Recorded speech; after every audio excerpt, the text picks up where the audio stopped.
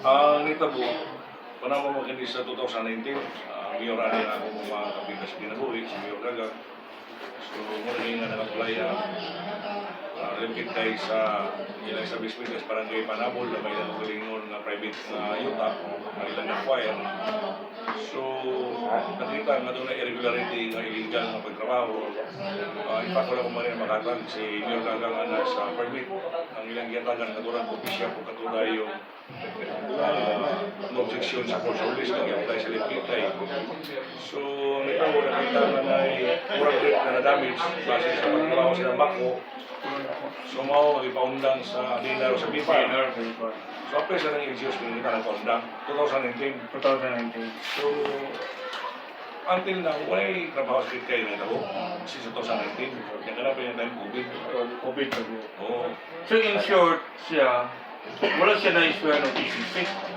Wala na pa sila ECC. Wala pa sila ECC. Wala pa sila portion.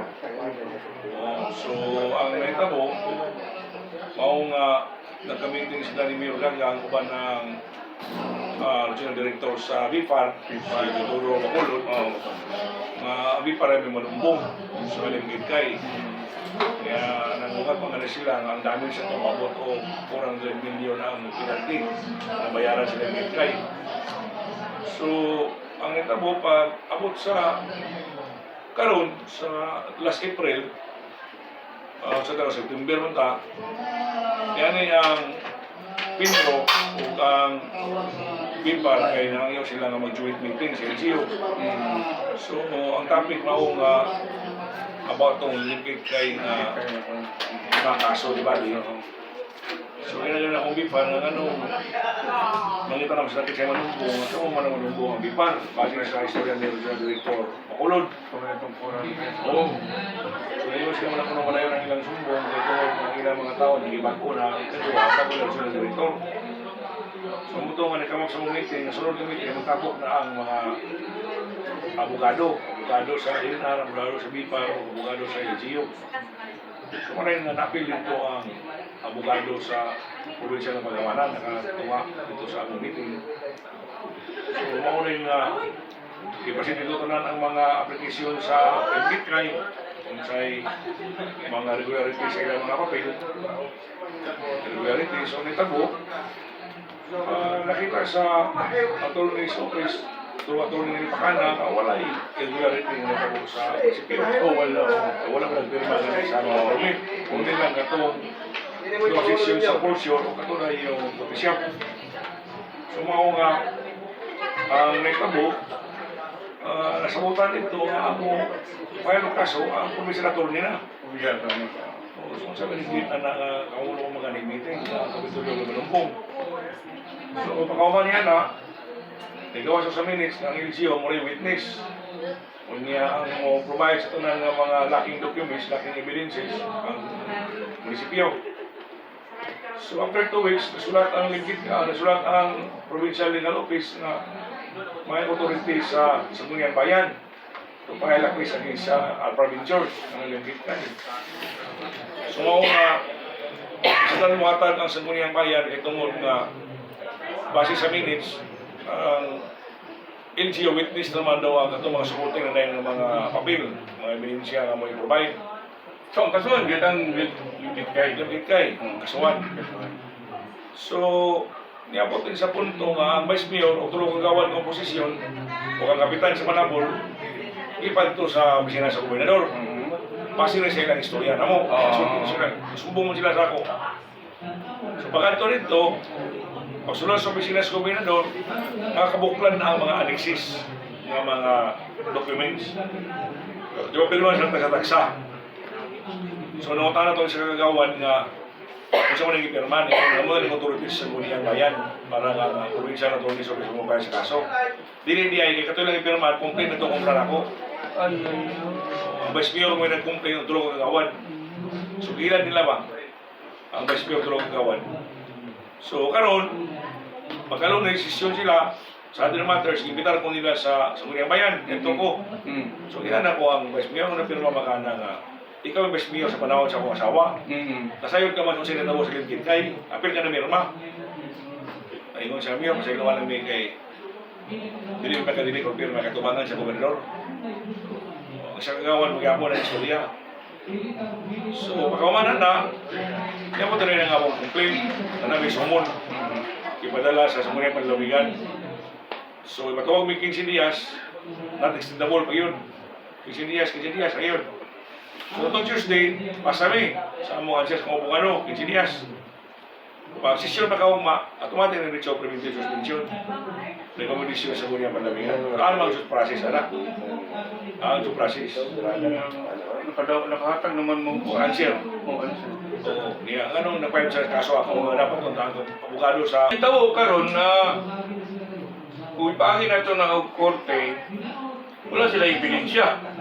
Kung ipagi na ito sa korte, Wala kaya ilan naligisyon na nang ipayag sa ako, wala yun. Oo, wala yun. Wala yun. Una kung witness clear my blame of duty. Ikaw na magani kay nagpakabanang niyo. Kay kung gross blame of duty, masabot pa na kawagin gimong niyo. Ipondang, tutusan natin ang tutkaroon, undang.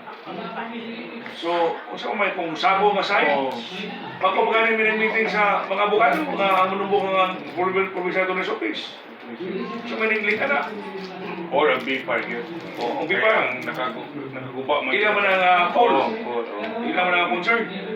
Yung support dyan sa DNR kay protected areas. Wala na ako si Alice Buo, si Kibuloy, mga Chinese nga personality nga na-involve sa Pugo, ipato mga nagsawanan sa kamarabahan, lingko dito, ipatubag sa tawan ng katungod, patubag sila ng katungod. Ako nakapinili sa lungsod, masakop sa Sangguniang Panlalawigan. Na-shortcut ko yung mga yun. Napapa-shortcut, overkill yun. Overkill dito. Pero, wala man due process, pwede makakdiaro namin yun. Asa ko ng abogado. Abogado. Mulawat ako ang preventive suspension. Pero karong hindi nga mapadamas tama sa trabaho ng katungod. Wala na inustisya nilang ibuhat na ako. Klaro kini nga politically motivated dito ako. Instead na witness, ikaw na rin nakasuhan. Hindi mo naman mag-isa akong asawa. Hindi na ito mag-witness, ali. Hindi mo naman mag-isa Ano akong ba asawa. yun? Di pag hindi mga girl. Muna resolve niya. Kaya laging natungong laging mahimok ang gobernador na na-alert sila. So, ano dito dahil na Corinthian. So, Mayor, kapit pumunta na. Muna to ilay, ay ano na ba to sa YouTube? So, natong ano na mong tanan, ang eksakto din na mensahe, ang dulo, yung nagtuloy siya ang istorya. So, wala gi kay kaso video, ikaw ginang witness.